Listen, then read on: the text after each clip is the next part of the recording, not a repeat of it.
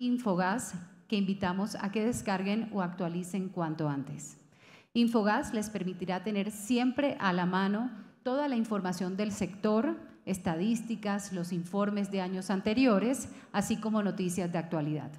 Antes de iniciar con nuestro evento, queremos invitarlos, si aún no lo han hecho, para que visiten el stand de nuestra Fundación Promigas, ubicado afuera de este recinto. Allí podrán conocer a Aris Franco, beneficiaria del programa Comunidades Más Productivas, y quien compartirá con ustedes la degustación de los crocanitos, el nuevo producto de la Fundación Promigas, que nace en Ciénaga Magdalena y que emplea a 17 familias encargadas de elaborar las tajaditas de plátano verde que llegan cargadas de todo el sabor caribe y con todo el impulso de nuestro país. Bueno, y qué mejor forma de iniciar que dándole la bienvenida a nuestro presidente Juan Manuel Rojas.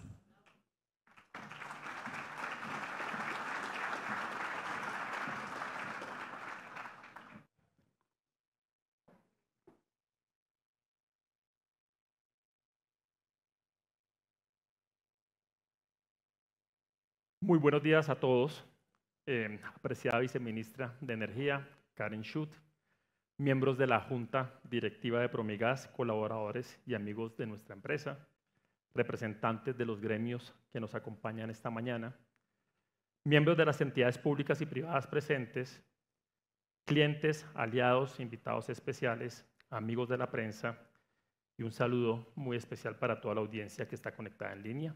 Señoras y señores, es un gusto ver este auditorio lleno, como todos los años, y sobre todo este año, donde presentamos la 26ª edición del informe del sector gas natural. Hemos dividido la sesión de la mañana en tres partes. La primera, buscaré hacer un recuento de cómo está abordando, digamos, el mundo, la transición energética, hoy la llamamos más agregación o adición energética, cómo en Colombia el gas natural ha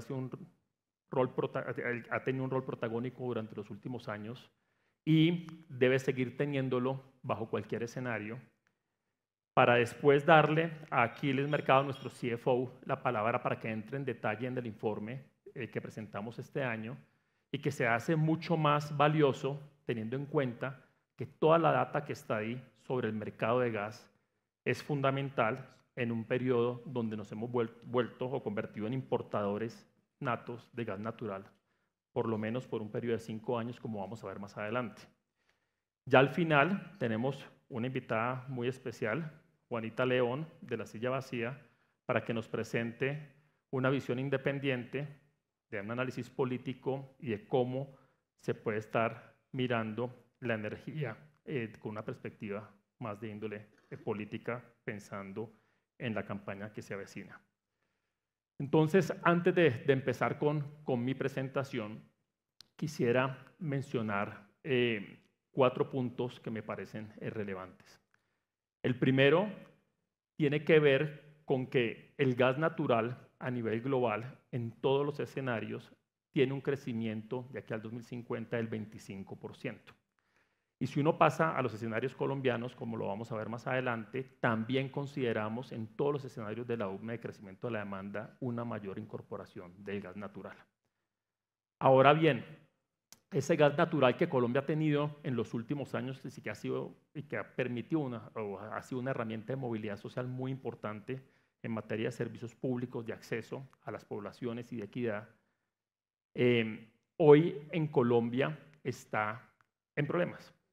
Y está desbalanceado nuestro dilema energético precisamente porque pasamos de una situación que antes era coyuntural, donde éramos unos importadores coyunturales de gas natural para los fenómenos del Niño, ahora nos volvimos en unos importadores permanentes, por lo menos por un periodo de 5 años, y eso es un cambio estructural significativo. ¿Qué significa para Colombia?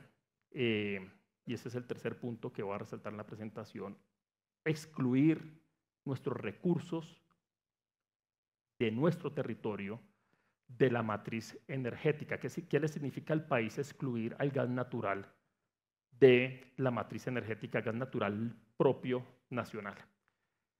Según nuestras estimaciones, en los próximos 5 años, eso significa un costo de oportunidad entre 7 y 15 billones de pesos. 15 billones recordemos la última reforma tributaria que se aprobó en el país era de alrededor de 18 billones. Eso le significa al país haber excluido al gas natural nacional de nuestra matriz energética, y eso es un escenario que, como vamos a ver más adelante, va a estar presente por lo menos como mínimo durante 5 años. Con un costo ambiental altísimo por la sustitución que puede llegar a haber del gas natural en industrias, gas natural vehicular y por otras fuentes más contaminantes. Y lo último también que quisiera mencionar como cuarto punto en la presentación hay medidas que podemos tomar de carácter inmediato que pueden alivianar el impacto que tenga ese incremento de importaciones de gas en el país sobre la demanda esencial, sobre la demanda residencial. Hay medidas que podemos tomar como país y que es necesario implementar en el muy corto plazo.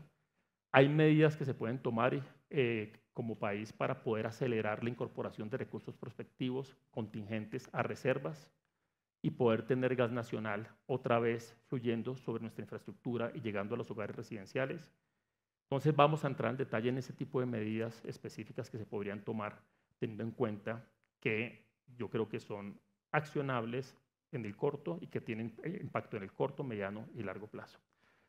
Habiendo dicho eso, entonces arranco con la presentación que tenía, donde en primer lugar hago referencia a un artículo muy importante que apareció a principios de año en la revista Foreign Affairs, donde Dan Yergin, con otros 2 autores, autoridades mundiales en temas de energía, comienzan a cuestionar la transición energética como se estaba percibiendo o como se ha estado implementando después de los acuerdos de París. El artículo se llama The Troubled Energy Transition y en particular hacen referencia a que la transición energética como se estaba concibiendo después de los acuerdos de París buscaba sobre todo una sustitución de cierto tipo de combustibles y cierto tipo de energéticos que se venían implementando, y la realidad histórica que ellos logran demostrar es que cuando se dan las transiciones no hay una sustitución total de combustibles, sino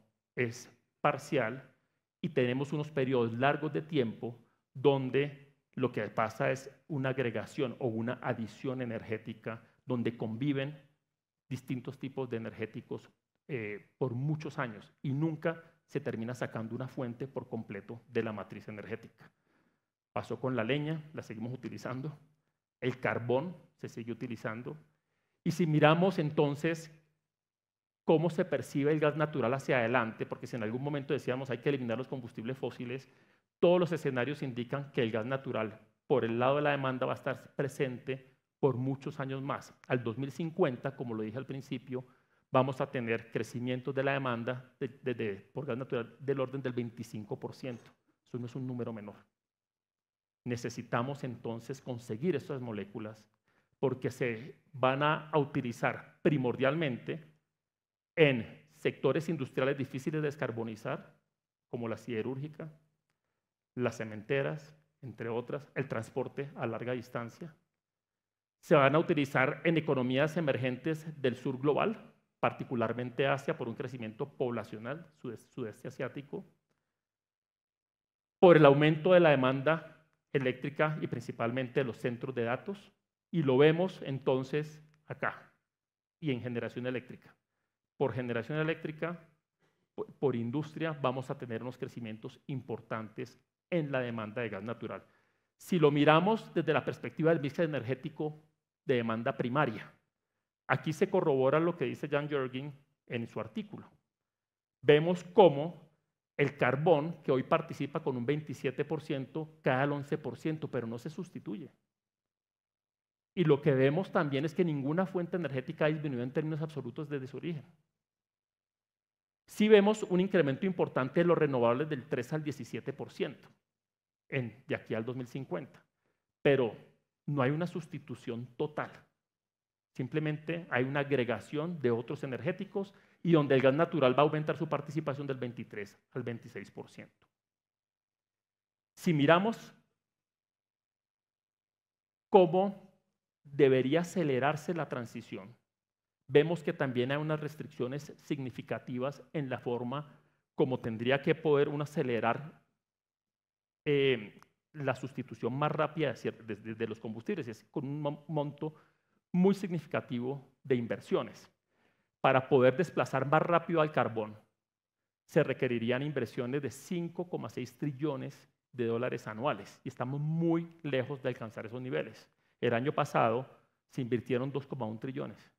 Tenemos que multiplicar por 3 esas inversiones y se hace muy difícil, sobre todo porque cuando miramos la cadena de suministros global para poder atender esa sustitución que se requiere acelerada, hoy no estamos en condiciones para poder cumplir con eso. Si uno quiere acelerar, por ejemplo, la incorporación de molinos eólicos, de electrolizadores para hidrógeno, los minerales críticos que se requieren para acelerar la producción de esos instrumentos hoy no existen en suficiente cuantía en el planeta, o si existen no se han encontrado. Las reservas de cobre están alrededor de 6 a 7 años. Y el cobre es fundamental no solamente para electrificar la demanda.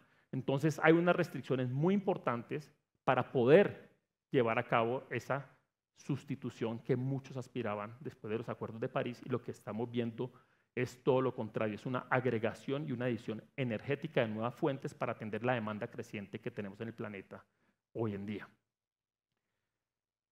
Y lo vemos también en las discusiones que tenemos a nivel académico. Hemos venido moviendo la línea de tiempo en que decimos llegamos al pico del carbón. Inicialmente hemos dicho que el pico del carbón se había alcanzado en el 2018, después en el 2022, y el año pasado fue el año de mayor consumo de carbón a nivel global. La seguimos corriendo, nunca alcanzamos el pico. Los que hacíamos el ejercicio nos sentamos, me acuerdo, hace algunos años, cuando yo estaba en Ecopetrol, con consultores externos, habíamos puesto el pico del petróleo en un escenario optimista en el 2026, en un escenario moderado en el 2030, y lo que hemos visto es que se ha ido desplazando en el tiempo. Estamos necesitando más petróleo para atender las demandas de energía. Entonces, también hemos tenido que aprender en ese proceso. Estamos hablando de adición o agregación energética más que de transición. Y esa agregación energética no se va a desarrollar de manera lineal, será multidimensional y va a ir a distintos ritmos con combinaciones diversas de combustibles y tecnologías, y tenemos que aprender a convivir con eso. Va a depender mucho de la velocidad con que las empresas de petróleo y gas encuentren nuevos recursos. Hoy, si uno mira los recursos contingentes y los recursos prospectivos a nivel global, no van más allá para satisfacer todas las necesidades del planeta de 10 a 15 años. Y vamos a necesitar más petróleo y más gas para atender esas demandas de energía. En Colombia, el gas natural también es pilar estratégico de la matriz energética y ha aportado de manera significativa a nuestro país en los últimos 40 años. Si uno mira en el año 94, antes de la expedición de la Ley 142 y de la expedición de la Ley 143 de Servicios Públicos y la Ley Eléctrica, teníamos una cobertura de 5% de gas natural en el país. Hoy esa cobertura alcanza el 67%. Tenemos el 85% de los consumidores, de los 36 millones de beneficiados con el gas natural, pertenecen al estrato 1, 2 y 3. Es una herramienta de movilidad social muy importante, tiene un impacto enorme porque es el servicio público hoy todavía más económico de todos los servicios públicos que tenemos en el país. Por otra parte, el año pasado el gas natural aportó 817 millones a la economía. Este año se espera que aporte 1.100 millones. En impuestos y regalías son 3,3 billones este año, el año pasado 13% por arriba del 2023. A nivel de aporte social, las empresas que están afiliadas a Naturgas reportaron 17,8 millones de inversiones en temas sociales, con 1,5 millones de beneficiarios y presencia en 191 municipios del país. Y el aporte ambiental es significativo porque el gas natural, si bien es un combustible fósil, tiene un 30 a 50% menos emisiones de CO2 que los combustibles tradicionales y un 99,9% menor de emisiones de material particulado. ¿Cómo se planteó el rol del gas natural en la transición energética en nuestro país? Y aquí hicimos una tarea que me parece muy interesante, que fue tomar lo que en el 2022 se planteó al Congreso de la República por parte del gobierno como el Plan Nacional de Desarrollo y lo que salió finalmente como Plan Nacional de Desarrollo, Colombia, Potencia Mundial de la Vida. Y ahí, entre nuestros congresistas y el gobierno, se estableció que el gas natural en la transición se garantizará el abastecimiento de este combustible y los energéticos requeridos para la seguridad energética y la confiabilidad, desarrollando la infraestructura necesaria para llevar los energéticos desde las fuentes hasta la demanda. Y en ese plan de desarrollo quedó establecido que eso se iba a hacer, además, bajo 4 principios claves. ¿Cuáles eran esos principios? El primero, muy importante, es que tenía que estar basado en el concepto de soberanía, una transición energética con soberanía. El segundo, con seguridad, confiabilidad y eficiencia. El tercero, basado en criterios de justicia social. Y el cuarto, respetando la naturaleza. Si a eso le agregamos los escenarios que estimaba la UDME, vemos que en todos el rol del gas natural era importante.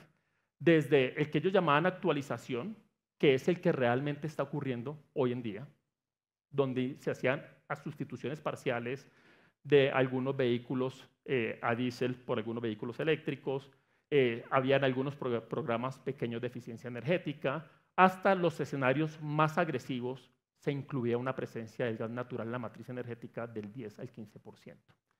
En todos ellos se consideraba el gas natural como un elemento fundamental, sobre todo para reemplazar otros combustibles fósiles más contaminantes.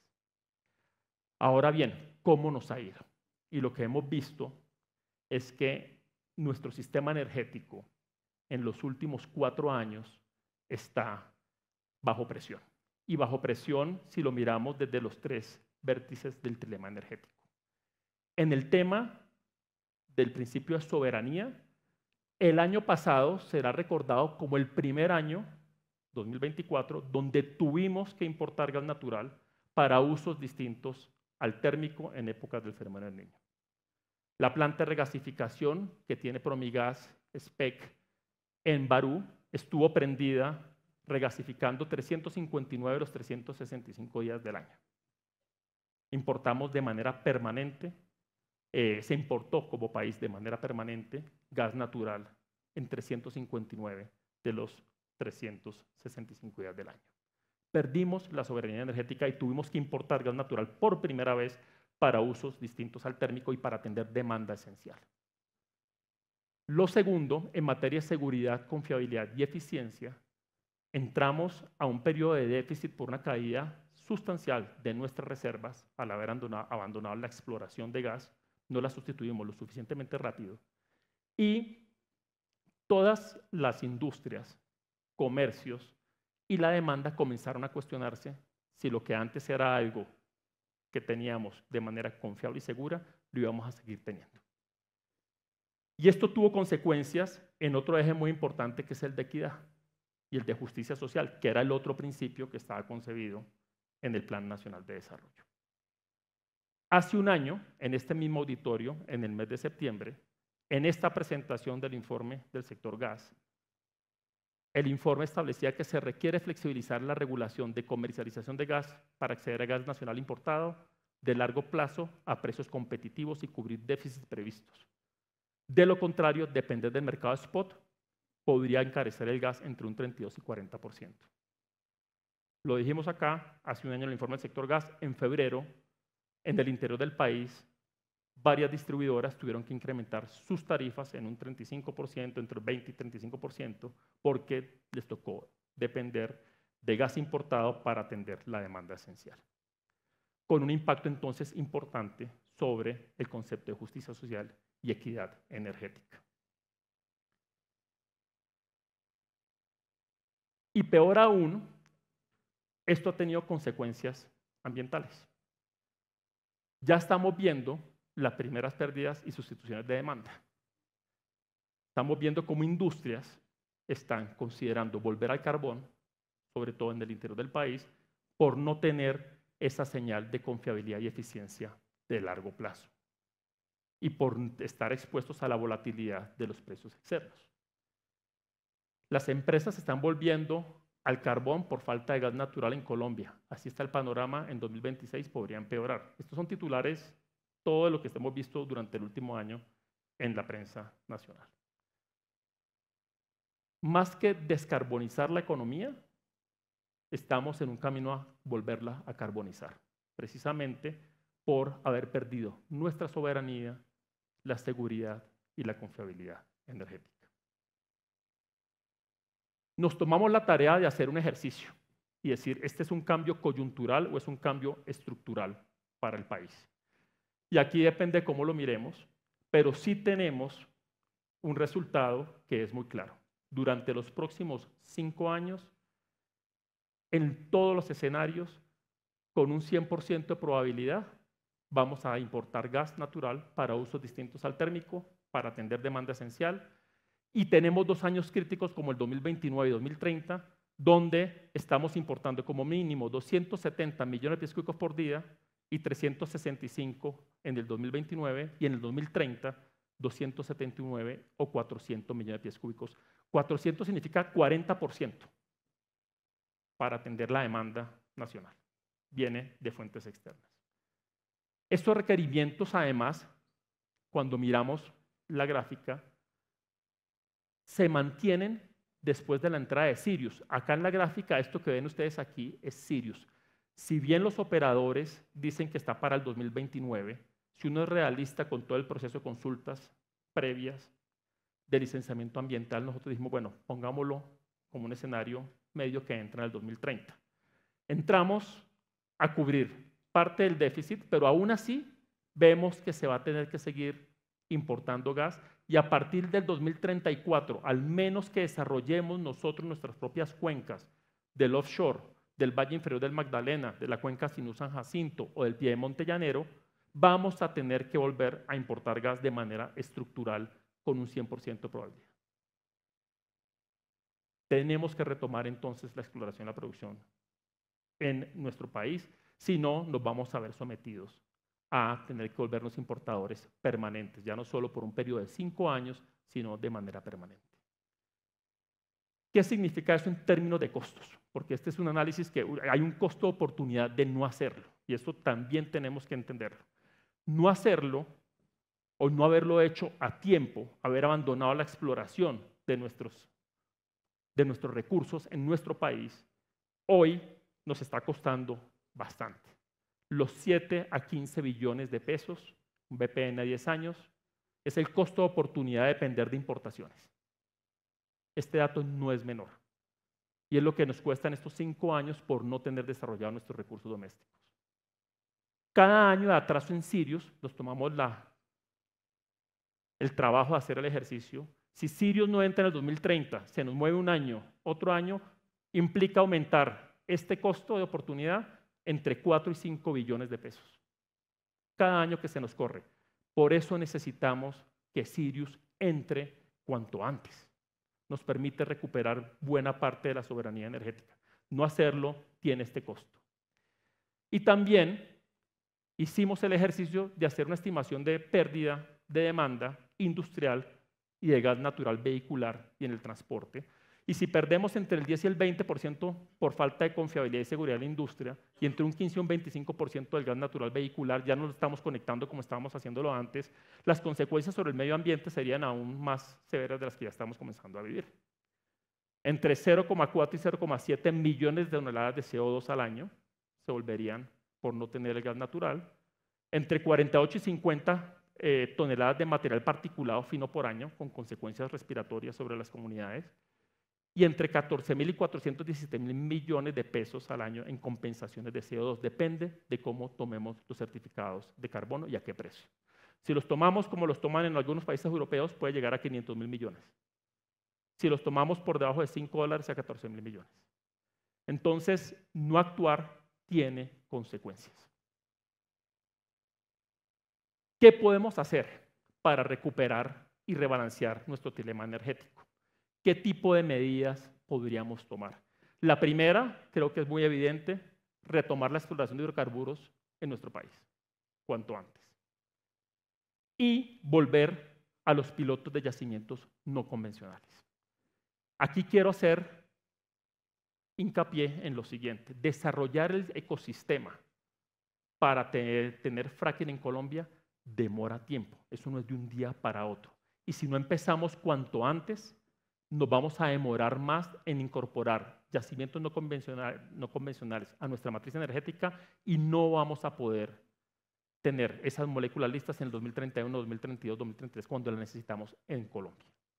Entonces, tenemos que retomar otra vez nuestros pilotos de yacimientos no convencionales para poder desarrollar el ecosistema que se requiere en Colombia y, por lo tanto, disponer no solamente de los recursos convencionales, sino también de los que vengan del fracking.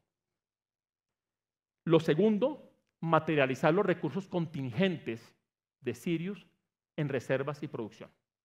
Y esto requiere que tengamos como política pública acelerar los procesos de licenciamiento ambiental y de consultas, porque sin esto, otra vez, ese taxímetro que hoy está entre 7 y 15 billones de pesos, se nos aumenta 4 o 5 billones de pesos por año. Desarrollar infraestructura crítica para la conexión no es solamente disponer de las moléculas. Tenemos cuellos de botella en la infraestructura. Nos demoramos más de 4 años aprobando la bidireccionalidad del sistema Barranquilla-Ballena. Aquí, ¿qué necesitamos? Desde ahora comenzar a poder trabajar en la conversión de Jobo-Vasconia, como está previsto, y en la ampliación de Ballena-Barranca. Sin esa ampliación de Ballena-Barranca, ¿cómo vamos a bajar al interior del país los 400 millones de pies cúbicos que tiene Sirius previstos producir? Y estos son proyectos de infraestructura que se demoran tiempo en desarrollarse. Esto no es en un año, se demoran 3, 4 años haciendo estas obras. Eso requiere tiempo y, por lo tanto, tenemos que desde ahora comenzar a trabajar en eso. Ya optimizar el proceso de licencias ambientales y consultas previas, sobre todo para poder acelerar la incorporación de los recursos, aumentar la competitividad fiscal y ofrecer estabilidad tributaria para atraer mayor inversión y diversificación de agentes. Nos estamos quedando sin empresas petroleras de talla mundial en Colombia que permitan, por ejemplo, desarrollar los recursos no convencionales. En el año, entre el 2016 y el 2024, se nos fueron del país ConocoPhillips, se fue Exxon, se fue Chevron y se nos fue Occidental. Los que podrían hacer fracking con todas las capacidades y con toda la calidad. Si los queremos volver a traer, tenemos que pensar en esto. Si no, miremos lo que le está pasando a Argentina. Argentina se demoró más de 10 años para desarrollar Vaca Muerta y llegar a 400.000 barriles por día. Hace 2 días, el periódico Portafolio en primera página mostraba lo que le costó a Ecopetrol con Oxy llevar de 1.000 barriles por día a 100.000 barriles la operación del Permian, entre 2019 y 2024. Eso se construye con tiempo y con operadores experimentados que tengan capital para invertir. Más de 500 millones de dólares por año si queremos desarrollar esto. Entonces tenemos que poder ofrecer esas alternativas y trabajar en este frente. Y habilitar la comercialización de gas de las térmicas hacia la demanda no térmica. Por el lado de equidad energética, hay unas medidas que son de carácter inmediato que se pueden tomar para bajar el costo a los usuarios finales. Esto lo hemos dicho, lo hemos trabajado con el gobierno, con la CREC, esperamos que salga pronto todo este tema de alinear los contratos de suministro con prácticas internacionales. Tenemos 5 años donde vamos a ser importadores permanentes. Entonces necesitamos alinear esos contratos cuanto antes, porque si no, vamos a seguir expuestos al mercado spot, donde se consigue el gas a un precio mucho más caro por no poder firmar contratos a 10 años. Necesitamos que esos contratos además reflejen las mejores prácticas internacionales, porque si no, no vamos a poder disminuir ese costo. Y si retomamos esto, volver a pensar en planes de masificación del gas. Podemos, a través del uso de los dineros que hay en fondos del gobierno, acelerar las conexiones de esa última milla que todavía nos falta, de esos que todavía cocinan con leña. Ahí podemos volver a retomar, como otra vez, si volvemos a recuperar nuestra soberanía en materia de gas, pensar en programas más agresivos de masificación de gas vehicular y sobre todo ese transporte de larga distancia. En el tema de fortalecer por el lado ambiental, el mayor impulso al GNV, especialmente el sector de transporte pesado, difícil de electrificar. Cada tractocamión dedicado equivale como mínimo a 300 viviendas conectadas. Y eso particularmente en larga distancia es muy importante, sobre todo por la reducción de emisiones de CO2. Aprovechar al máximo el poder calorífico mediante el uso de tecnologías en proyectos de eficiencia y trigeneración. Aquí todavía podemos hacer muchísimo como país. Y tenemos que seguir avanzando en ese frente con la incorporación de las últimas tecnologías, minimizar las fugas de metano y medidas regulatorias para abrir camino al biogás y preparar la red para el futuro de uso de nuevos energéticos. Hay cosas que podemos hacer en el corto plazo que son fundamentales y el sector requiere, además de una visión de largo plazo y coordinación efectiva entre autoridades, sector privado y comunidades para que el gas continúe desplegando su potencial como motor de progreso y prosperidad para Colombia. Yo paro aquí y le doy la palabra a Aquiles para que siga con la segunda parte de la presentación del sector.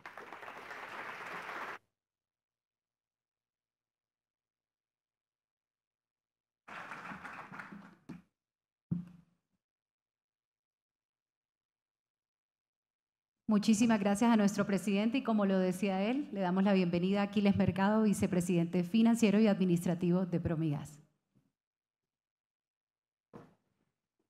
No tenía canas en esa foto. Buenos días, de verdad es un gran placer y un honor presentar la 26ª edición del informe del sector gas natural que prepara Promigas para ponerlo al servicio de todos ustedes del sector, de todos los agentes. Se ha convertido en un documento de consulta por su imparcialidad, por tomar datos de fuentes oficiales. Ahí las vemos en la parte inferior del slide o de la diapositiva. Empezamos diciendo, haciendo referencia a un juego, a mí no me tocó, no es que sea tan viejo, pero me tocó más Extralandia que esto. Yenga, que proviene del Swahili, un idioma hablado en la gran mayoría de África Oriental, que deriva de la palabra kuyenga, que significa construir, y yenga como tal significa construye, en imperativo. Y eso es lo que hemos hecho en los últimos 50 años en Colombia, construir un sector desde cero. No había gas, en el 74 aparece La Guajira y cambia la historia energética de Colombia. Hoy esto está en riesgo, lo decía Juan Manuel en su presentación. ¿Cómo se produjo la energía en el año 2024? Algunos mensajes se pudieran repetir, pero vamos a darle algunos matices para diferenciarlos. El gas natural con gran presencia, el carbón todavía con un 28%, estamos hablando de hace un año, 34% el petróleo, sigue siendo fósil en un 87% de la producción de energía y un 13% no fósil. Todavía dependemos de los fósiles para poder obtener la energía que el mundo necesita y estamos hablando de 592 hexajulios, una cifra muy importante. El incremento en la demanda del gas natural en los últimos 3 años, muy importante, lo cual demuestra también la presencia de este importante combustible, el más limpio de los fósiles, creció un 27% entre el 2010 y 2023, en el 2024 con respecto al año inmediatamente anterior 2% y se espera que en el 2025 que crezca en 1.7%. Pero cuando estamos preparando el informe consultamos tantos documentos que se sorprende uno cuando encuentra que hace 25 años, en el 2000, los fósiles representaban el 85% de la producción de energía. Ha aumentado la presencia de los fósiles, contrario a lo que se esperaba. ¿Pero por qué? Por la reacción tan rápida que tienen estos combustibles para atender la creciente demanda de energía. Por ejemplo, la inteligencia artificial. Todos hemos leído la gran cantidad de energía que necesita y la rapidez con que esto se ha desarrollado. Los no fósiles serán 15%. Lo que ha cambiado entre ellos es que los renovables han crecido, Juan Manuel lo mencionó, principalmente desplazando algo de lo nuclear que no siguió creciendo en su momento. El mito del pico se está derrumbando, lo decía Bloomberg en un documento muy reciente. Se hablaba de un pico de gas natural en el 2030 y luego empezaba a decaer, ya se está hablando de 2050. O sea, el gas natural está aquí, lo necesitamos y se está quedando en la matriz energética. Margaret Wade, que es una pensadora senegalesa, dice que sin duda todos queremos contribuir con el cambio climático, a evitar el daño, pero es sencillo, nuestras vidas y las economías dependen de los fósiles. Mientras eso sea así, no podemos forzar un cambio sin ningún tipo de alternativa. ¿Qué hemos construido en ese periodo? Cuando mencionábamos la palabra Yenga, construye durante 50 años, todos los agentes del sector, el gobierno, el apoyo de todas las instituciones, de los entes de regulación, vigilancia, control, una revolución social. Yo no recuerdo quién acuñó ese término, pero no podría ser más acertado. Eso fue lo que vino el gas natural, a desplazar leña húmeda muchas veces en los hogares pobres. El 85%, 86% de los usuarios de gas natural pertenecen a los estratos 1, 2 y 3. Los que más necesitan un cambio y más necesitaban un cambio fueron los primeros beneficiados. Y aquí están las estadísticas. Construimos 7.775 kilómetros de gasoductos, 11.9 millones de usuarios residenciales, comerciales e industriales. Esos son 36 millones de colombianos recibiendo el gas natural diariamente. 687.000 vehículos convertidos, una industria que hay que retomar. Fuimos líderes. El primer vehículo o el primer bus en ese momento de gas natural se convirtió en Barranquilla en el año 86. Luego se perdió dinámica, pero hay que retomarla. Todos tenemos que seguir trabajando porque tiene muchas ventajas. La planta de regasificación, decisión oportuna, crítica y que hoy nos está dando una mano importantísima para mantener la confiabilidad del sistema. La planta de regasificación de SPEC LNG. Y un 67% de cobertura. Si bien en términos relativos, lo hemos dicho muchas veces a través de esos años, no hemos encontrado un país que en gas natural tenga esa cobertura a nivel residencial. En ninguna parte del mundo, 67%. Si alguien la encuentra, por favor nos cuenta, pero no lo hemos encontrado nunca.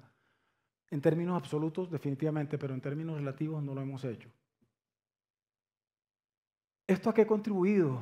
A disminuir el consumo de combustibles más contaminantes, diésel, la leña húmeda con tantas enfermedades respiratorias, ¿para quiénes? Para los que permanecen en la vivienda, los niños y la tercera edad, costos para el sistema de salud, el carbón, el cocinol tan peligroso con tantos accidentes que causó, particularmente en Bogotá, donde yo más recuerdo que se usaba, crecí oyendo los accidentes del cocinol, la gasolina disminuyó con el uso del GNV, las emisiones de particuladas que Juan mencionaba también, que trajo salud, ahorros, beneficios al medio ambiente, empleo, resiliencia a la economía, la equidad, bienestar y una mayor seguridad en la utilización diaria de este combustible.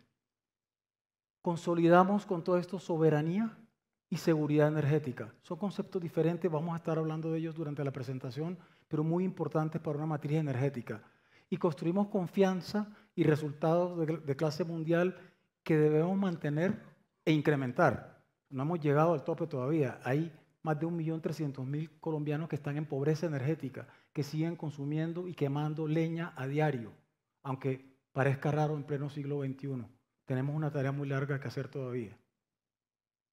Para eso debemos incrementar las reservas de gas. Ese es el cimiento del sector y el pilar para la seguridad energética. De lo contrario, sin reservas, todo lo construido le pasaría lo que le pasa a esta torre que construyeron con este juego Yenga. Yo jugué con muchas cosas y no se me ocurrió crear esto. Esto lo creó una señora, Leslie Scott, cuyos padres eran británicos y los trasladaron a trabajar en Tanzania. Me imagino que aburrida con sus cositas se creó esto y se hizo millonaria. A ninguno de nosotros que estamos acá se nos ocurrió crear algo de esto con lo que jugamos. ¿Cómo es la evolución de las reservas? ¿Por qué nos referimos tanto al tema de las reservas? Lo que muestra claramente, y el título hay que cambiarlo, ya no podemos hablar de una evolución de las reservas. Este año lo cambiamos por una involución de las reservas, pensando en el retroceso o degradación con respecto al estado anterior. No estamos evolucionando, nos estamos devolviendo en cuestión de reservas. Hemos bajado dramáticamente año tras año, a pesar de la decisión, como lo decía ahorita, tan oportuna. La UME la maneja, lanza la licitación en 2016 para la construcción de la planta de LNG, la que hoy está importando más del 50-45% del gas que se consume a diario, no solo para el sector energético. Hablamos de que tenemos gas y que nos ha ayudado GNG a transitar por estos últimos años para 5.9 años. En los últimos 2 años las reservas probadas se han reducido un 64%, una tasa interanual del 7%.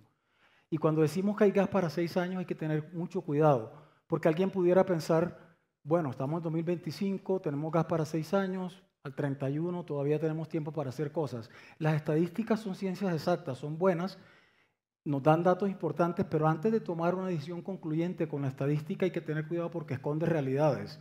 ¿Qué realidad esconde que hay 6 años de gas natural? La diferencia de los mercados. Miremos qué pasa con el balance de gas, cómo se comporta. Si miramos esa estadística y miramos el país, en este momento uno pudiera pensar que hay gas hasta el 31, dependiendo la sombra azul que está en la parte inferior, es la oferta.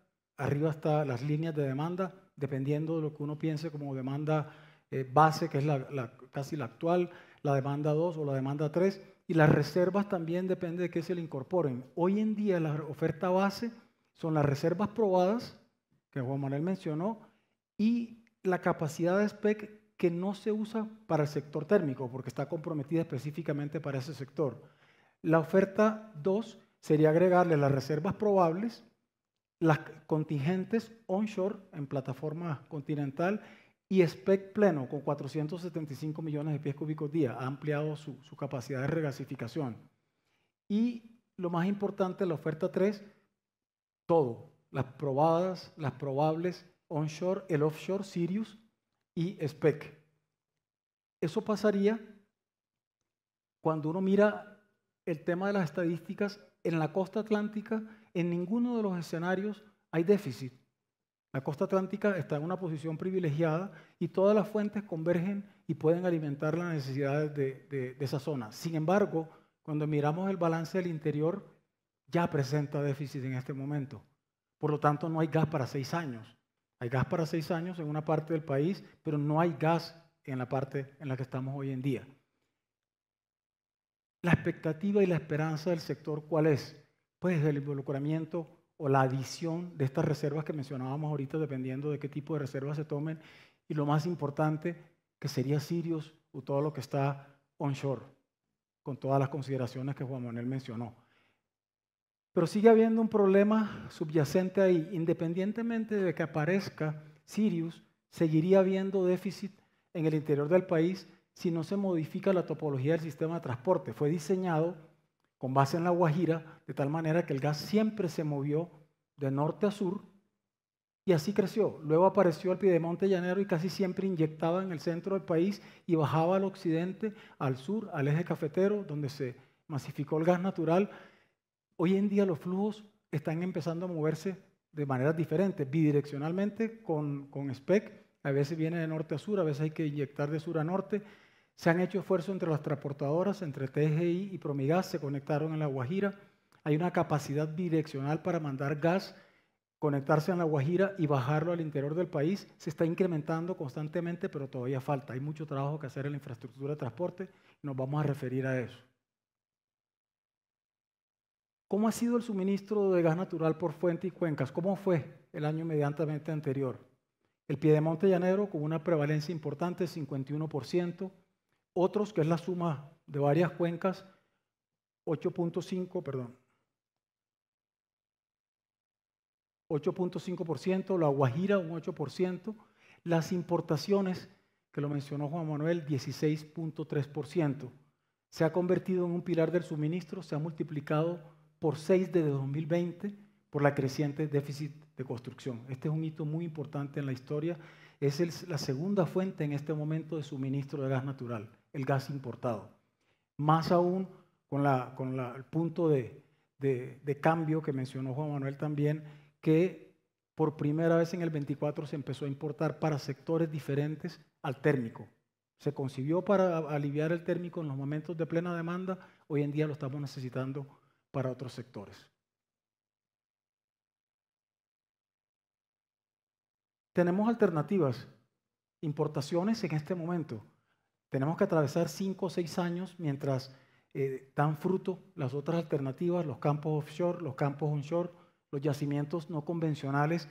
Hablar hace 2 o 3 años en este evento de fracking era casi que un anatema, era un pecado, era una herejía. Empezó como a condenarse el fracking, de pronto injustificadamente. No lo quiero defender yo, que no tengo una formación técnica, pero leemos, estudiamos, muchos países se han volcado sobre esto, Juan Manuel lo mencionó, pero todavía hay un importante signo de interrogación de cómo vamos a hacer todo esto. Por ahora, lo que viene son importaciones, y a eso tenemos que aferrarnos para evitar que el país se quede sin combustible, sin gas natural. Juega un papel muy importante la única planta de importación que tiene el país en este momento, que se consolida como activo estratégico, ofreciendo resiliencia, asegurando continuidad en el abastecimiento.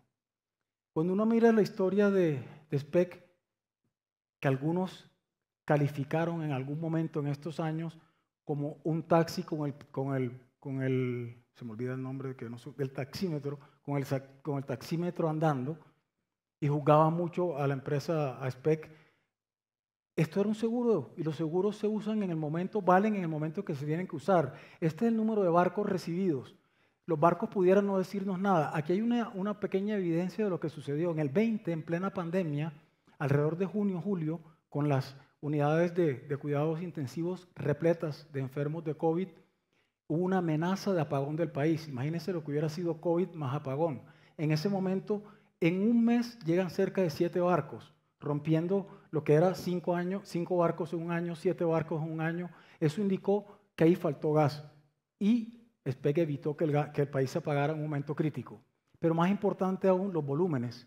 Los volúmenes han venido creciendo. De ese pico del 20, que pudiéramos llamar atípico, porque el COVID fue atípico y esperamos que no se repita nunca, 62 millones de pies cúbicos día. Sin embargo, miren lo que empezó a pasar en el 23 con el fenómeno del Niño.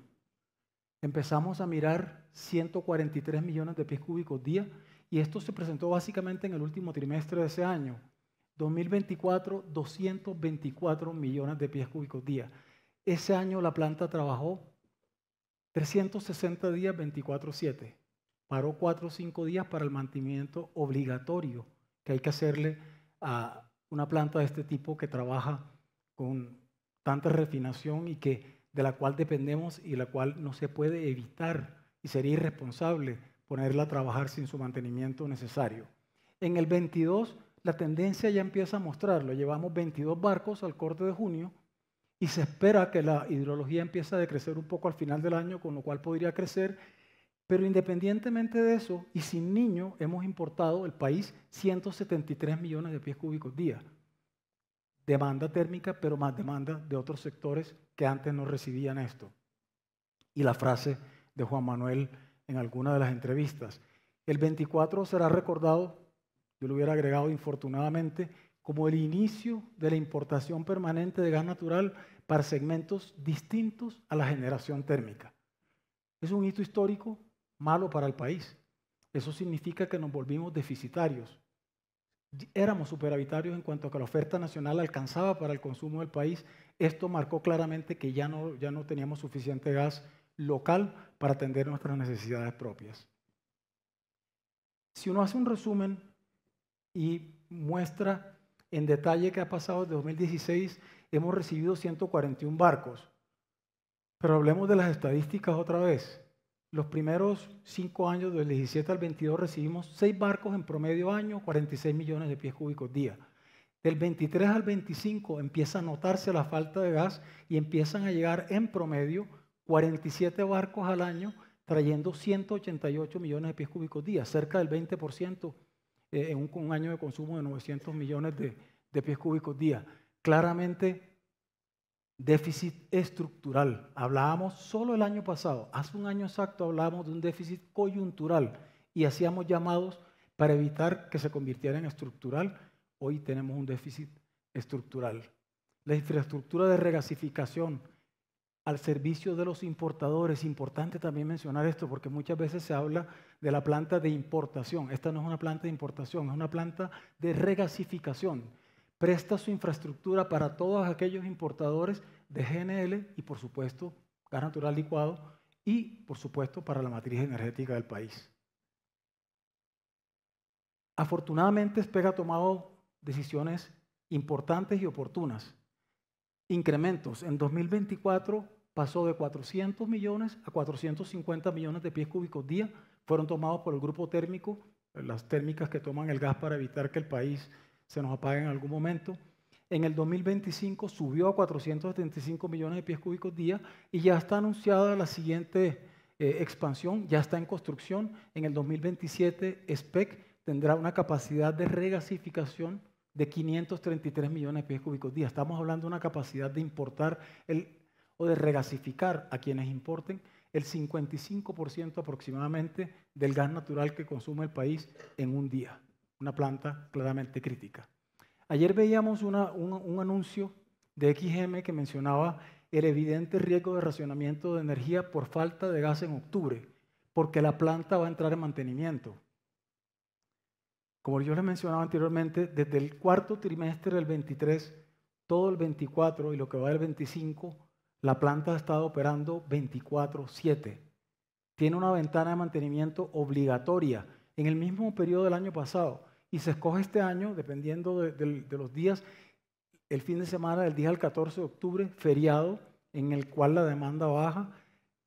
Se ha hecho una coordinación con los usuarios, con los térmicos, con los nuevos usuarios que tienen capacidad en la planta, con el CNO y con el sistema de información de mantenimiento e intervenciones del sistema. Esto está coordinado. O sea, la posibilidad de que pase algo siempre, no se puede decir que no, menos cuando uno, en mi caso que manejo seguro, uno no puede decir que nada va a pasar, pero se han tomado todas las medidas. Y eso ha permitido que la planta tenga 9 años con disponibilidad del 99.9%. No debería pasar nada porque salgamos en una ventana de mantenimiento obligatorio. Sería, insisto, irresponsable no hacerle el mantenimiento a la planta de regasificación.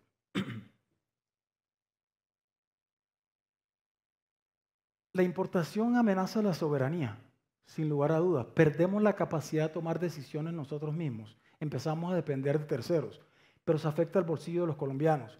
Lo dijimos el año pasado, pero el año pasado hicimos un ejercicio de importar hasta el 50% del gas que se necesita en el país. Hoy tenemos un ejercicio sin vocaciones de arúspices o de aquellos que leen el futuro. Una industria regulada que hoy consume, o que en el 2012 consumía 25.000 metros cúbicos mes, una residencia 20 metros cúbicos mes, y el gas estaba a $6 el millón de BTU. Muchos de aquí nos acordamos de cuando comprábamos gas a ese precio, o las distribuidoras lo compraban para distribuirlo. En ese momento, la porción del gas constituía en la industria un 46% de la factura final, que era aproximadamente 22 millones de pesos al mes, y una vivienda 20 metros cúbicos mes, promediando el estrato 1 al 6, estamos hablando de mercados de la costa, Bolívar, Sucre, Córdoba y Atlántico, pagaba sin subsidio 18.600 pesos al mes aproximadamente. En el 2024, con gas a $8, ¿qué sucede? La porción que se paga del gas en cada factura pasó de 46 a 61% en el caso de la industria regulada, y en el caso de una vivienda de 40 al 50%, pero lo más importante es el incremento en la factura. Del 2012 al 2024 la factura subió en términos interanuales promedio 7.7%. El IPC durante todo ese tiempo fue 5.26 y quien pagaba 22 millones al mes en ese momento pasó en el 24 a pagar 55 millones y en las viviendas pasamos de 18.000 pesos a 48.000 pesos, un 8.4% de incremento interanual cuando el IPC del 85%, el salario mínimo mensual vigente del 85% de los colombianos incrementó en promedio con el IPC de 5.26. El año pasado hacíamos un ejercicio y decíamos qué pasaría si importamos gas a $12, un 50% para la reseña. Este año quisimos hacerlo un poco más extremo porque nos vemos ya abocados a eso. ¿Qué pasaría si importásemos 100% del gas y ya no hablamos de $12, sino que hablamos de $16? Y eso no estamos hablando de ficción, no estamos simulando un escenario imposible, estamos hablando de que hoy en día ya se transa gas a $16 en Colombia. Primero, la porción del gas que significa en la factura pasa de 61 a 74, o si queremos desde 46 a 74 y de 50 a 65%. El resto de los componentes se mantiene sin movimiento. La factura promedio en el caso de la industria pasa a 84 millones de pesos al mes un 54% del incremento por la molécula. Y en el caso de las viviendas pasa a 70.503 pesos, un incremento del 44%. Les recuerdo, el año pasado hablábamos 50% de importación a $12 máximo, entre 10 y 12 dólares. Este ejercicio es 100% de importación a $16. Este sería el impacto y ya se está empezando a ver este impacto, como lo mencionó Juan Manuel, principalmente en el interior del país. Si se pierde la competitividad del gas natural, ¿qué va a pasar? Lo que pasa en todos los mercados. Nos vamos a los sustitutos. Combustibles más económicos. No es fácil pasar en una industria de 25.000 metros cúbicos mes, peor aún alguna que consuma 10 millones de pies cúbicos día, de 55 millones de pesos a 84 millones de pesos al mes. Estos combustibles económicos son más contaminantes, en contra de la aspiracional, pero sin sustento, descarbonización de la economía. Los sustitutos hay que mirarlos con cuidado en cuanto a los precios. Esta persona, Buslav Bayoglu, es un empresario turco del sector minero energético, trabaja muchísimo con carbón, pero es reconocido por su vocación ambiental y por las prácticas sostenibles en la explotación de sus minas, de diferentes minerales, pero sobre todo en el caso del carbón. Él dice que la transición no puede ser inmediata y si es inmediata va a causar daño socioeconómico. Y una parte muy importante, si necesitamos energía, cuando la gente necesita energía, él opera mucho en África, la gente va a quemar carbón. Es lo más barato, lo más asequible, lo más contaminante. Si no hay energía, si no hay seguridad energética, ¿qué tenemos? Caos. A eso nos vamos a ver abocados si no somos capaces de rellenar las reservas de nuestro país. Cuando vemos los precios de los combustibles, nuevamente no podemos quedarnos solamente en comparar el precio por millón de BTU. Aquí uno dice, bueno, pero el gas es más barato que la energía eléctrica, más barato que la gasolina, que el diésel. El gas, ahí estaba a 10.9911, que es lo que se estaba transando aproximadamente. Si esperamos que suba a 16, todavía pareciera ser competitivo, por ejemplo, contra el GLP, porque tiene algunas ventajas en cuanto a comodidad, acceso, etcétera. Contra el carbón empieza a dificultarse y ya se empiezan a notar empresas grandes convirtiéndose a GLP y a carbón.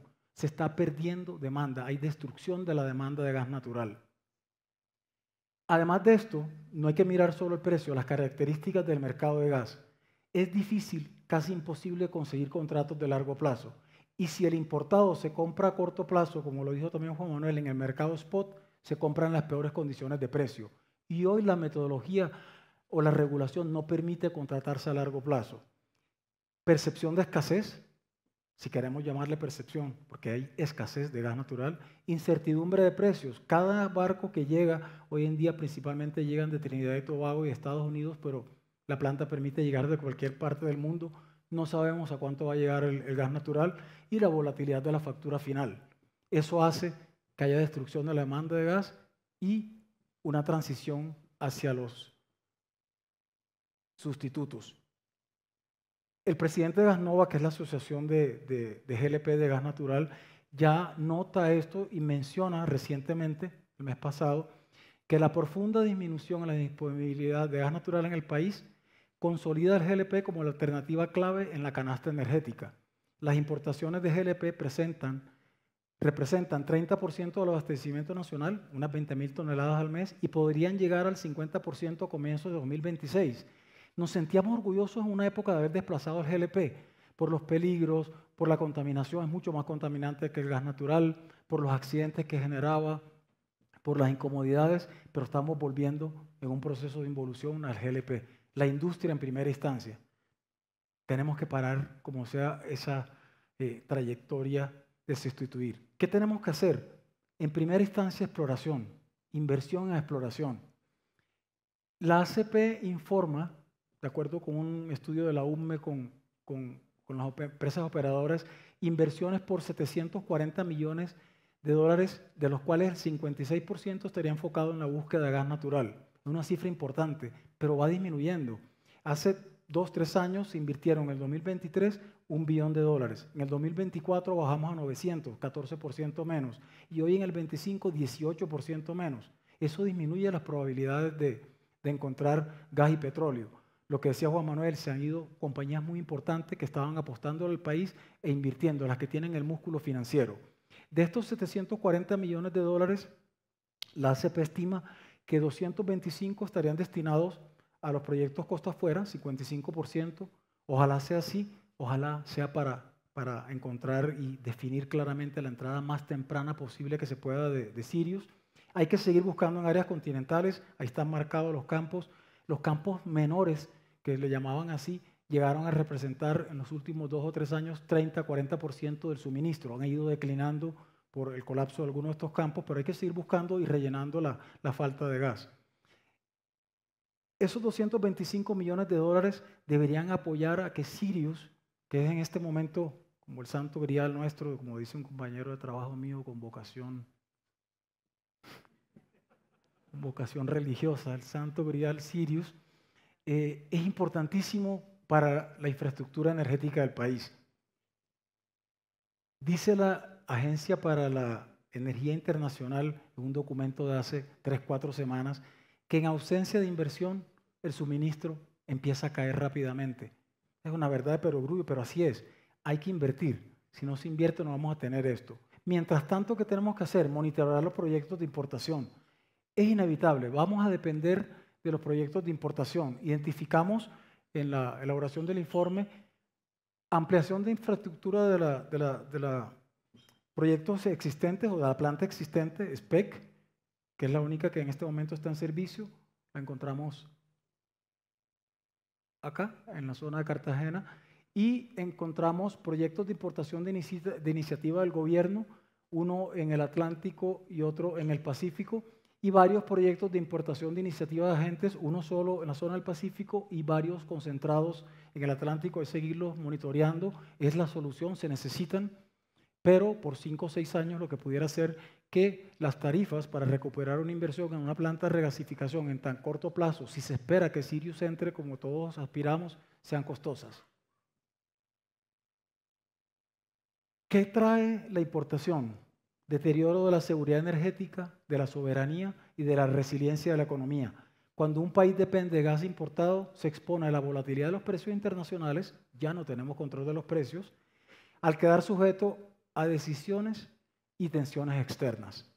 Y eso se puede medir, el riesgo se puede medir. Decíamos siempre en la industria una frase, el gas más caro es el que no se tiene. Eso es cierto, pero tiene unos matices, y es que hoy en día importar gran parte del consumo es caro y arriesgado. Se amenaza la soberanía y se amenaza la independencia energética y la capacidad de tomar decisiones sin tener que tener en cuenta las posiciones de quienes nos están vendiendo ese gas. Como decía, se puede medir el ciclo del daño. Hicimos un análisis radar. El ciclo del daño es cuando un país empieza a pasar de la vulnerabilidad al riesgo y luego al daño. Ya nosotros estamos en el daño, porque nos volvimos importadores de gas natural. Ya dependemos de terceros y de sus decisiones en cuanto a precio y de si nos venden o no nos venden. Si uno mide la vulnerabilidad o el daño, teniendo en cuenta esta ponderación, asignarle al precio, que es lo más importante, el 50% del peso, a la soberanía el 30% y a la seguridad el 20%, con el gas del 24%, que importamos el 16%, la dimensión del daño se estima ya en riesgo medio, 52%. Si llegamos a importar el 100%, el 50%, que es la proyección del 2030, que creemos inclusive que puede ya quedarse baja, porque si no encontramos gas antes, tendríamos que estar importando mucho más, posiblemente del 50%, el daño y el riesgo sube a un 76%, alto. Este radar o este análisis llega al 100% cuando se llega al 100% de gas importado. Hay países que estuvieron en esto, Chile lo superó posteriormente, pero esto es lo que hay que evitar que llegue a Colombia. Todavía podemos pararlo, pero hay muchas tareas que hacer, Juan las mencionó. Si no se toman medidas de política activa en exploración, en la infraestructura, que hay que adecuarla a la nueva realidad del sistema, diversificación, almacenamiento, el riesgo va a escalar muy rápidamente. Presión al alza sobre tarifas, dependencia de relaciones internacionales y exposición a crisis de suministro. A veces suena un poquito catastrófico, pero sucede. Uno tiene que recordar la historia para no repetirla. Recordemos lo que pasó con la invasión de Rusia a Ucrania en agosto del 22. En Europa se pagó gas a $71. Si nos espanta el 16, en Europa se pagó en pleno invierno $71 por millón de BTU. Miren Estados Unidos, pues el nodo de transacción de gas en Henry Hub en Estados Unidos se mantuvo constante a pesar de la guerra. Esto es resiliencia. Volcado sobre el fracking, se convirtió en el mayor productor del mundo de petróleo y de gas y dejó de depender de las amenazas de la OPEP y de todo el mundo árabe, que era como con lo que muchos crecimos mirando esto. Se tomó la decisión, recuerdo una frase del presidente Barack Obama que dijo: hay que entrar en el fracking, la regulación vendrá después. Una decisión de política posiblemente arriesgada, pero que dio frutos. Los yacimientos no convencionales, todavía tenemos algo como de fobia a llamarle fracking, pero esto es fracking. Una frase de una columna del Heraldo hablaba hace poco que el impacto geopolítico de la producción de petróleo y gas no se mide en barriles. Eso no importa tanto cuánto importamos, sino la resiliencia geoeconómica y la seguridad energética que te da no depender de un tercero. ¿Y qué significa no depender de un tercero? Pudiera ser el fracking. Esa es una industria que muchos jerarcas descalifican aferrados a interpretaciones exegéticas, es decir, que no admiten interpretación de dogmas ideológicos. Y alguien muy importante, un actor importante en Colombia siempre ha sido la USO, mencionaba también hace un mes, en agosto, que no tiene que ser un tema, el fracking o los yacimientos no convencionales, que se lleve netamente a un plano ideológico, sino a un plano pragmático y de necesidad de garantizar la autosuficiencia energética del país.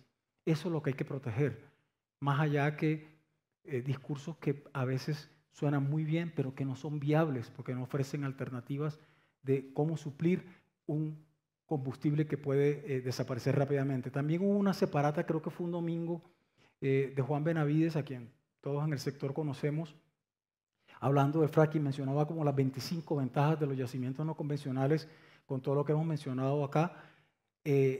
Las reservas que hay en Colombia, se habla de que pudiera encontrarse en yacimientos no convencionales. Ojo, esto no lo dijo Juan Manuel, esto no es en 1 ni en 5 años, esto pudiera ser en 8 o 10 años, pero hablábamos ya también no de transición energética, sino de adición y de agregación. Hay que empezar a trabajar en todas las posibilidades de suministro. Pudiera haber entre 24 y 30 teras de pies cúbicos de gas natural. Recordemos que tenemos 2, hoy en día 2 y pico, y decimos que alcanzan para 6. 24 o 30 nos darían una tranquilidad.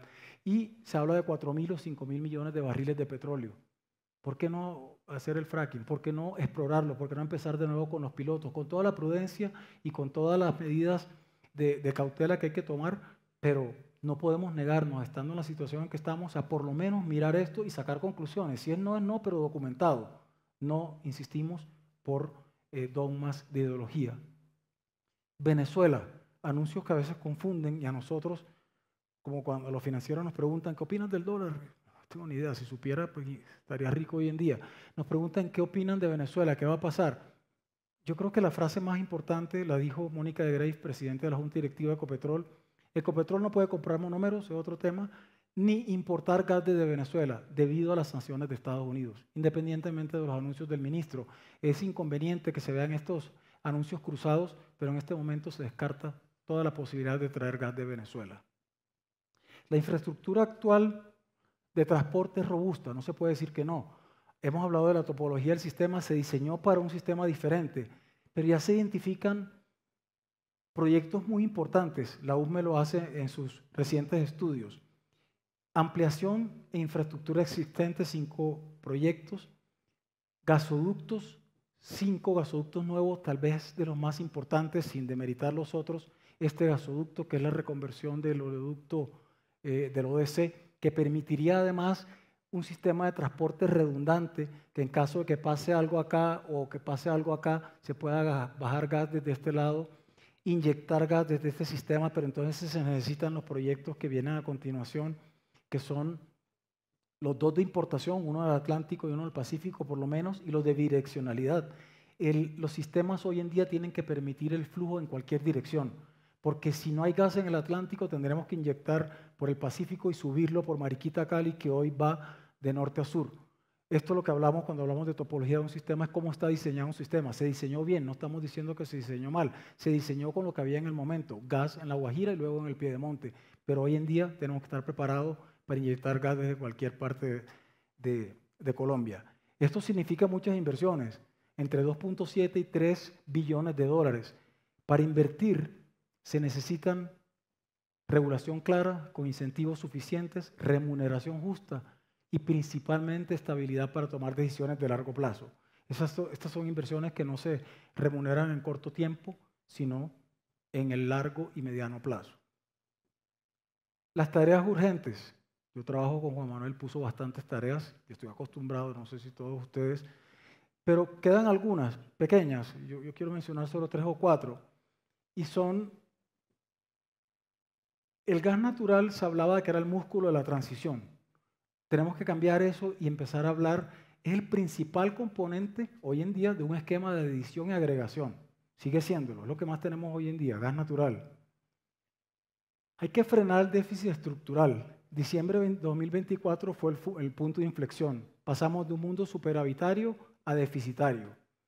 Necesitamos volver al trabajo articulado entre los agentes y el gobierno nacional para convertir recursos prospectivos en reservas. Garantizar por el momento los 2 atributos de un sistema de energía: la seguridad de abastecimiento y confiabilidad, y es que en toda la cadena funcione perfectamente en condiciones normales. Y confiabilidad es la continuidad del servicio cuando vienen circunstancias especiales como el fuego subterráneo que hubo en el 23 tal vez, que dejó sin gas al suroccidente del país. Esto tenemos que garantizarlo mientras salimos adelante y construir en orden y planificadamente. Si no hacemos esto con los proyectos que hemos visto que se necesitan en el país, en Colombia el juego, este Yenga, dejará de llamarse Yenga y en Swahili se pasará a llamar Haribu, destruye. Muchas gracias.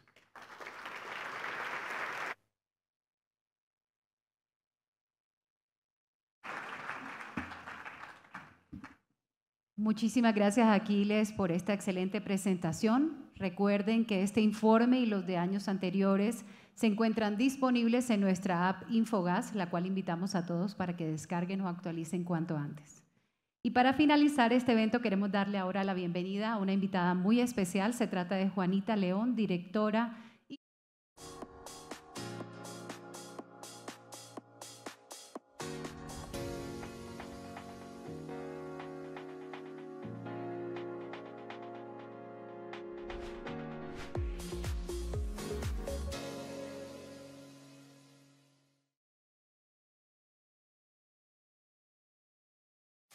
Bueno, estamos aquí en el informe, en el balance de Promigas de lo que fue la ejecución en el año 2024 y nos está acompañando en este escenario justo después de su presentación, una presentación magistral, espectacular, clara, diáfana, con muchas advertencias, con muchos riesgos para el sector, pero también con soluciones, con propuestas para el gobierno nacional, con propuestas para el sector minero energético del país. Estoy hablando del doctor Aquiles Mercado, él es el vicepresidente financiero precisamente de Promigas. Bienvenido, doctor Aquiles. Gracias, Ernesto. Muchísimas gracias por la oportunidad para conversar con ustedes. Lo están viendo más o menos unas 5.000 personas, 5.000 colombianos que están conectados a esta transmisión. Acabamos de ver su presentación, el presidente de Promigas también. Y si yo le pidiera a usted que les dijera a los colombianos muy brevemente en qué situación se encuentra hoy el tema del gas natural en nuestro país, ¿cuál sería? Tal vez el mensaje más importante es lo que sucedió en diciembre de 2024, lo que le hemos llamado como el punto de inflexión y le pudiéramos llamar en algún momento tocar fondo. En ese momento nos convertimos completamente en importadores de gas natural. Ya dejamos de importar solo para el consumo térmico, que para eso fue diseñada o concebida la planta de regasificación, e empezamos a importar para el consumo residencial, comercial, industrial, vehicular. Eso significa que dejamos de ser superavitarios en producción nacional y empezamos a ser deficitarios. ¿Y eso qué consecuencias trae para los colombianos y las colombianas que nos están viendo en términos del servicio que están recibiendo en sus hogares, en su pequeña y mediana empresa, en su gran empresa? Desafortunadamente, la primera consecuencia que viene con la mayor importación de gas natural es un incremento en los precios. Los precios del gas natural importado son superiores, implican no solo la extracción del gas, sino los fletes de importación, los costos de la regasificación en la planta, y lo vamos a sentir todos los colombianos. En la presentación decíamos que cuando se pierde la soberanía, es decir, que ya no somos superavitarios en producción nacional, empezamos a depender de terceros y se afecta el bolsillo de los colombianos. No hay duda de eso. Ustedes están diciendo, doctor Aquiles, que estas importaciones, este hito que marcamos en el 2024 se va a mantener mínimo por los próximos 5 años. ¿Qué nos va a pasar a los colombianos en estos próximos 5 años? ¿Cuál es el panorama que usted está advirtiendo? A ver, lo que va a pasar durante 5 o 6 años mientras esperamos que salgan adelante campos como Sirius, que es la gran esperanza del país, vamos a pagar gas caro, vamos a tener volatilidad en los precios y pudiéramos enfrentar en algún momento coyunturas geopolíticas que nos pudieran afectar.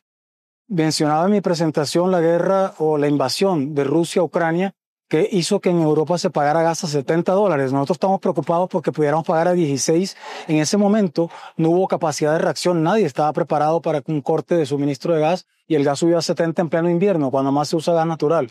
Por lo tanto, lo que vamos a estar experimentando mientras eso sucede y dependamos en mayor proporción de las importaciones es incremento de precios. Bueno, usted arrancó su presentación aquí en este evento de Promigas, en el Club El Nogal de Bogotá, advirtiendo un tema que resulta muy importante, y es el tema del hito del 2024, donde nos volvimos importadores y eso ya está empezando a tener consecuencias críticas, y así remató usted.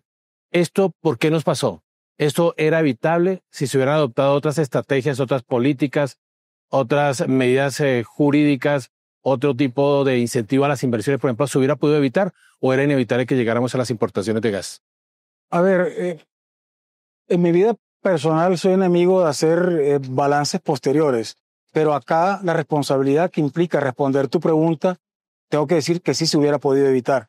Con planeación adecuada, con la ejecución de las inversiones, vimos en la presentación cómo hemos disminuido desde 2023 hasta ahora las inversiones anuales en exploración, menos campos productores, menos reservas, menos posibilidades, menos reservas contingentes.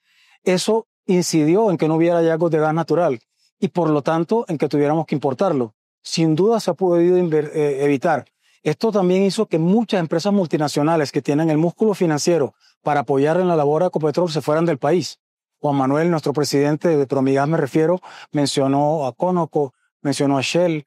Quedan muy pocas multinacionales, creo que la única es Petrobras, tratando de trabajar en el país, pero cada día las condiciones son más complejas. En conclusión, sí se hubiera podido evitar esta situación si hubiéramos trabajado ordenadamente y en forma mancomunada entre los agentes del sector y el gobierno. Usted advertía en esta presentación de la demanda de energía que se nos viene y nos coge, para usar un término coloquial, doctor, nos coge mal parqueados, porque se viene una demanda del desarrollo de nuevas tecnologías, el desarrollo de la inteligencia artificial, más vehículos eléctricos, más tecnología, pues va a requerir de demanda energética. Frente a ese panorama que se nos viene y en la situación en que estamos actualmente, ¿qué está avisorando usted? ¿Qué advertencias está haciendo usted? Mencionábamos en la presentación dos grandes puntos. Uno, reforzar la capacidad de importación. Por lo menos la UME, la Unidad de Planeación Mineroenergética, que hace un extraordinario trabajo siempre planificando, requiere o menciona que por lo menos se necesitan una planta adicional en el Pacífico y una en el Atlántico para complementar la labor de SPEC que está en la zona del Atlántico, cerquita de Cartagena. Si llegáramos a aumentar, SPEC va a estar en capacidad en el 27 de importar el 53% del gas que se necesita diariamente en el país. Pero si necesitamos más, llegamos a necesitar el 100%, necesitamos otras 2 plantas. SPEC ya no podría seguir ampliando, pues requeriría inversiones que de pronto no serían más eficientes o rápidas que hacer unas nuevas plantas, y además necesitamos también que haya en el Pacífico para complementar e intervenir la infraestructura de transporte que se diseñó con unos puntos de inyección totalmente diferentes a los que tenemos hoy en día, que van a ser principalmente el gas importado y Sirius si llegara a aparecer, pero estamos hablando 31, 32. En ese orden de ideas, y ya que menciona la palabra Sirius, aquí usted, el presidente, lo estuvieron reiterando a lo largo de las presentaciones, que repito, fueron realmente magistrales por lo claras y porque pudimos entender en qué situación se encuentra el sector. ¿Qué es Sirius? Para explicarles a nuestra audiencia, ¿qué significa Sirius y por qué es tan determinante para el futuro del sector? Sirius es un hallazgo en la zona que se llama el Bloque Caribe, en la costa del Mar Caribe frente a La Guajira aproximadamente. Es un campo que se habla que tiene más de 6 trillones de pies cúbicos, 6 teras, pero para decir algo, eso significa que si hoy tenemos 2 teras y nos alcanza para 6 años, tener 6, si uno hiciera una regla de 3, que no siempre es un lineal, podríamos estar hablando del triple de años, 18, 20 años de gas. De seguridad. De seguridad energética, de soberanía energética. No necesitaríamos de los mercados de Trinidad y Tobago o de Estados Unidos que nos mandan gas a diario hoy en día. ¿Deberíamos ser autosuficientes? Sí, se rompería el punto de inflexión que bajamos en el 24, que nos volvimos deficitarios y volveríamos a ser superavitarios. ¿Con Sirius hoy? Está atrasado. Las licencias, la falta de inversión, las comunidades que se han opuesto, consultas. Ahí es importante la labor, como decía ahorita, integrada entre el gobierno y quienes están haciendo esto, los privados. Petrobras con Ecopetrol también que está apoyando las exploraciones, pero necesitamos que Sirius avance muy rápidamente o la crisis va a ser peor. Es la primera alternativa que tenemos para desvincularnos completamente de la importación. Bueno, uno diría que esa es una solución inmediata, es una solución que se tiene que empezar a trabajar ya, doctor Aquiles, porque esos proyectos toman tiempo, se demoran 4 o 5 años.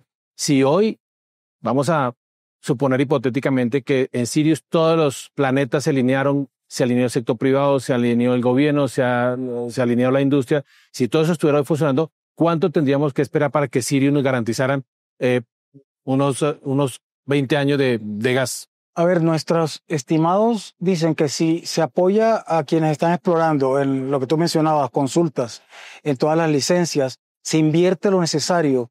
Ahí mencionábamos una frase de la Agencia Internacional para la Energía que cuando no se invierte el suministro cae dramáticamente.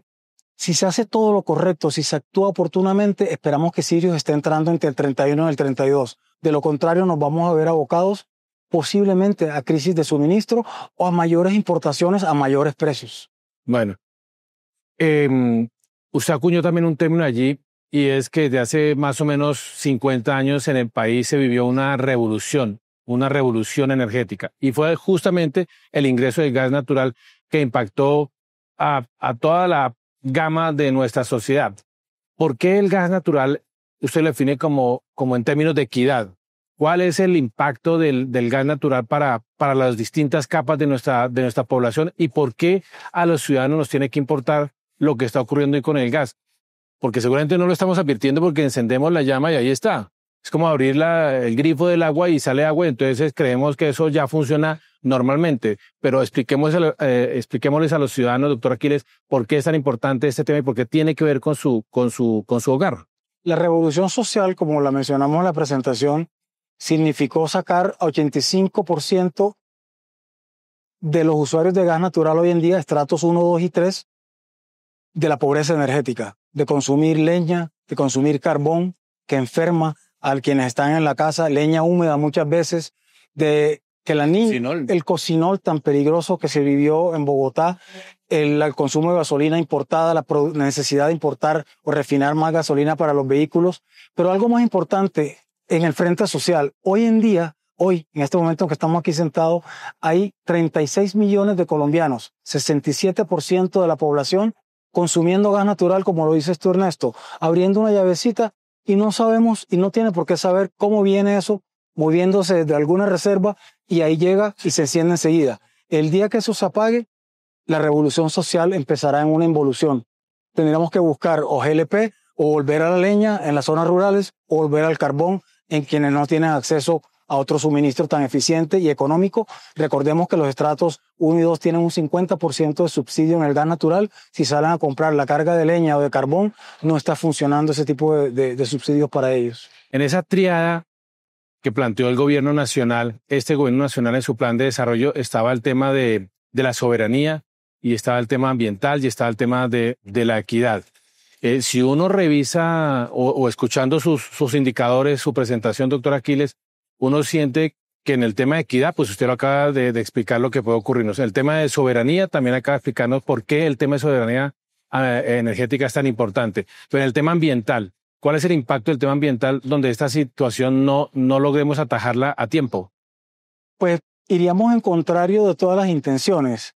Es decir, la intención ha sido descarbonizar la economía, tratar de traer combustibles menos contaminantes, pero fíjate lo que estamos anunciando. que pudiera pasar y que está empezando a pasar porque ya se ha empezado a ver en la gran industria y se va a ver en el sector rural también. Volveríamos a consumir carbón, volveríamos a consumir leña, gas propano, que son mucho más contaminantes que el gas natural, que es el combustible fósil más limpio que se puede usar en la generación de energía, en la cocción de alimentos, en el calentamiento de agua en general. Reconocido internacionalmente. Reconocido internacionalmente. Nadie niega que el gas es el combustible más verde, si le queremos llamar así, en estos momentos. Hay un dato que nos preocupa y sin ánimo de generar aquí alarmismos, doctor Aquiles, y es el tema del futuro, de las reservas.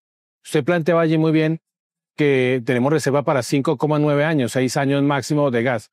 Pero lo que me dejó preocupado, y quiero que me lo explique, es que son reservas para una parte de la población, no para toda la población. ¿Eso qué significa? ¿A qué nos tenemos que someter los habitantes de la costa norte, los que vivimos en el centro del país, los del sur del país? Sí, hablábamos yo mencionaba particularmente, nunca hablo en primera persona, pero hice la presentación, que la estadística hay que tomarla con mucho cuidado. Se habla de 6 años de gas, como tú bien lo dices, pero hoy en día no es posible desde el punto de vista físico, por la infraestructura de transporte, llevar todo el gas que se necesita al interior del país. Se consume en la costa atlántica, las térmicas consumen gran parte de lo que se importa desde el exterior para evitar que haya un apagón, un racionamiento. Sí. Y el poco gas que queda se consume o en la costa por importantes industrias y hay cerca de 66, 70 millones de pies cúbicos día, que no es casi nada, prácticamente nada, que se están pasando de la costa al interior del país. Pero ahí hay un cuello de botella. En la unión entre Promigas y TGI en La Guajira no hay capacidad suficiente para bajar el gas al interior del país. Por eso ya hoy en día el interior del país es deficitario en gas y se están pagando las facturas más altas de gas del país. Sí. Lo anunciaba Avanti el año pasado, lo que le iba a pasar porque ya no tenía gas local. Sí. Y en términos de transporte, no es posible hacer inversiones en infraestructura, en transporte, porque sin tener garantizados el suministro o la exploración o nuevos hallazgos y demás, o sí se puede ir avanzando. Juan Manuel Rojas, el presidente de Promigas, mencionó una palabra, creo que fue como acompasadas, y es que hay que ir haciendo las dos cosas al tiempo.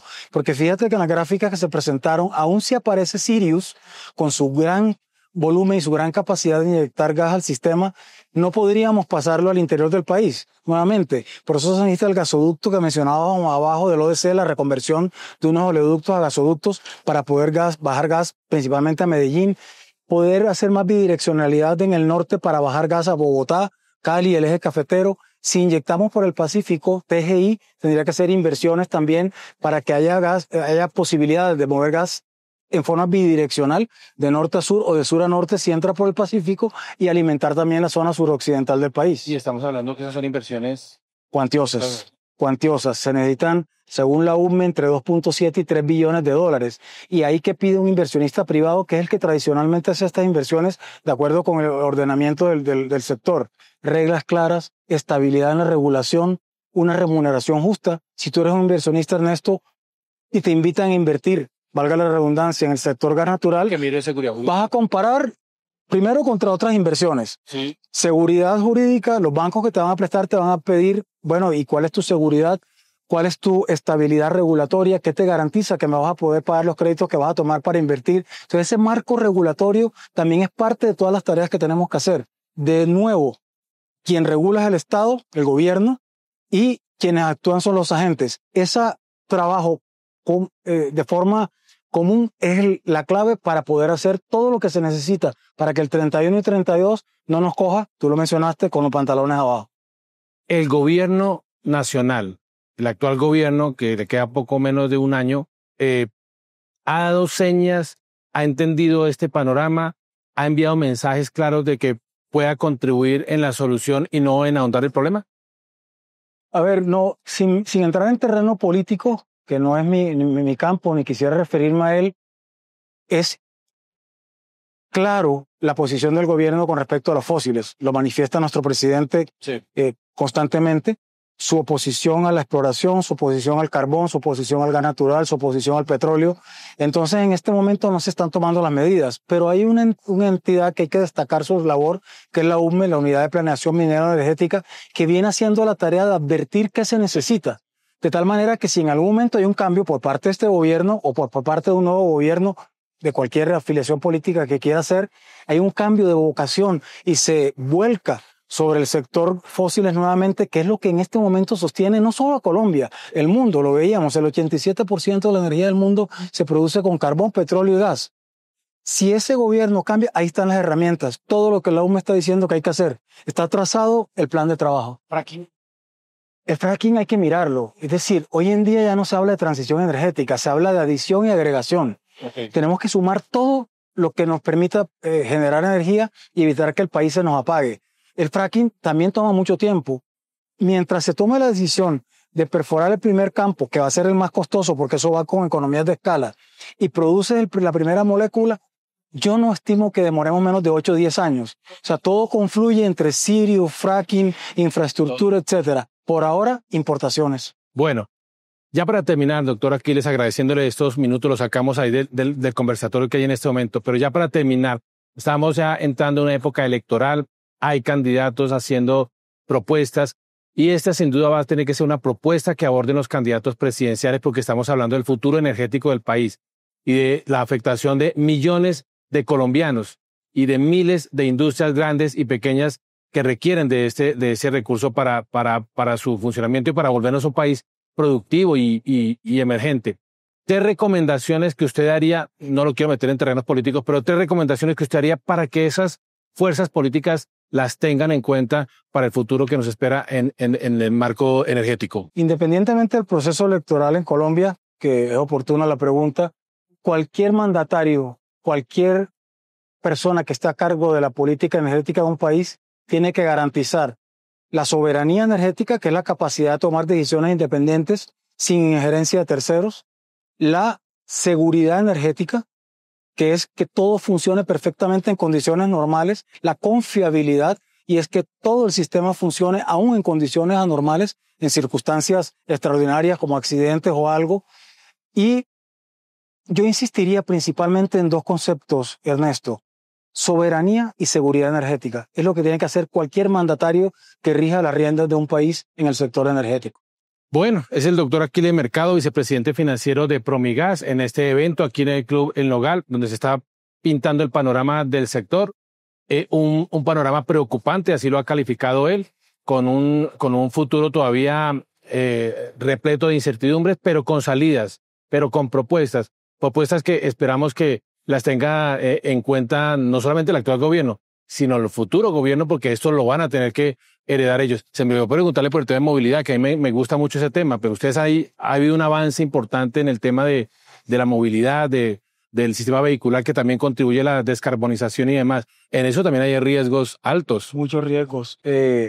Desafortunadamente, la historia del gas natural vehicular inicia en la costa atlántica. Debo mencionar que es Promigas, a pesar de que yo trabajo ahí, porque nosotros iniciamos todos los pilotos, convertimos los primeros vehículos y los primeros sistemas de transporte masivo. Todavía no eran como Transmilenio o como Transcaribe o Transmetro hoy en día, pero eran las flotas de buses tradicionales. Eso trajo grandes beneficios ambientales primero para las ciudades, costos, y económicos tanto para los operadores de los sistemas como para los clientes. Se empezó a perder a medida que el gas empezó a encarecerse. Ya pagar o remunerar la conversión de un vehículo a gas natural o el costo de un servicio de un vehículo dedicado a gas natural ya empezó a no recuperarse porque el gas estaba muy parejo con la gasolina. Antes había una competitividad que el gas te podía ahorrar entre 40 y un 50% contra la gasolina o contra el diésel. Se perdió eso con la mezcla de gas importado y el incremento de gas, el precio del gas ante la percepción de escasez. Bueno, doctor Aquiles, pues le deseo un resto de feliz jornada y muchas gracias por estos minutos y por estas explicaciones para nuestra audiencia en Casa Editorial del Tiempo. Muchas gracias a todos los que están escuchando este importante canal, varios canales, y gracias a ti, Ernesto. Y nosotros seguimos aquí, en el Club El Nogal, en las incidencias, en los informes finales sobre el sector de Promigas, aquí año 2024. No se retiren, que seguimos más adelante con ustedes y toda esta información podrán encontrarla en nuestra plataforma digital y por supuesto en nuestro periódico impreso mañana, Periódico El Tiempo. La inmediatez, veracidad y confiabilidad de la información son vitales en la era digital. Por eso, suscríbete a nuestro canal de YouTube y entérate de las últimas noticias, especiales, entrevistas, documentales y mucho más contenido. Somos El Tiempo. Suscríbete ahora.